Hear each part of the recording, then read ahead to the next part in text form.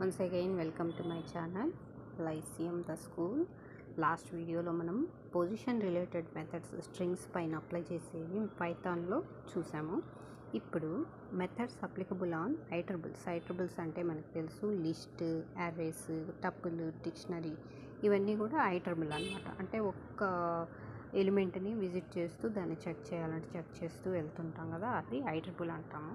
Split first method వచ్చేసి split. దీనిలో parameters separator, max, split. Max split default value -1 అనమాట. Separator వచ్చి default value space.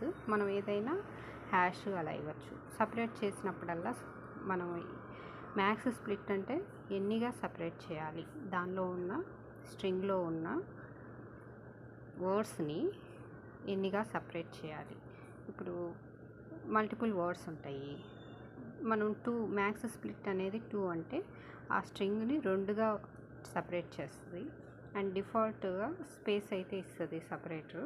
లేదు మనం మెన్షన్ చేసామంటే సపరేటర్ని ఆ హ్యాష్ లేకపోతే @ అని మెన్షన్ చేస్తే ఆ మధ్యలో 2గా స్ప్లిట్ అయిన మధ్యలో స్ట్రింగ్ మధ్యలో ఆ సెపరేటర్ అనేది వస్తుంది అనమాట. సింటాక్స్ వచ్చి సేమ్, స్ట్రింగ్ నేమ్ స్ప్లిట్.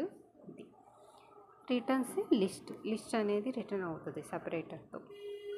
టోటల్గా ఒకే స్ట్రింగ్ కాకుండా లిస్ట్ ఆఫ్ ఎలిమెంట్స్గా మనకి సపరేట్ అవుతుంది. లిస్ట్ అంటే మనం స్క్వేర్ బ్రాకెట్స్లో ఎంక్లోజ్ చేస్తాం కదా, అది.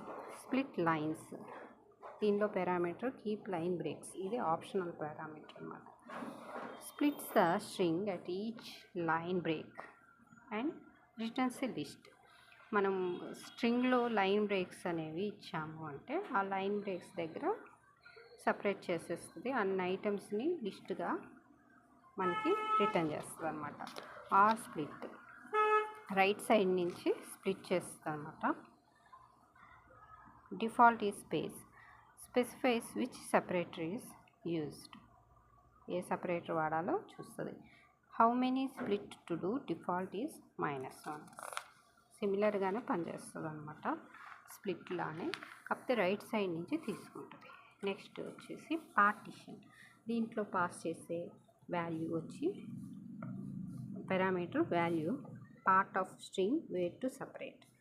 ఒక ఏ అనే స్ట్రింగ్లో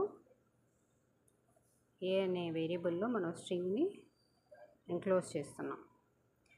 ఆల్ ద స్టూడెంట్స్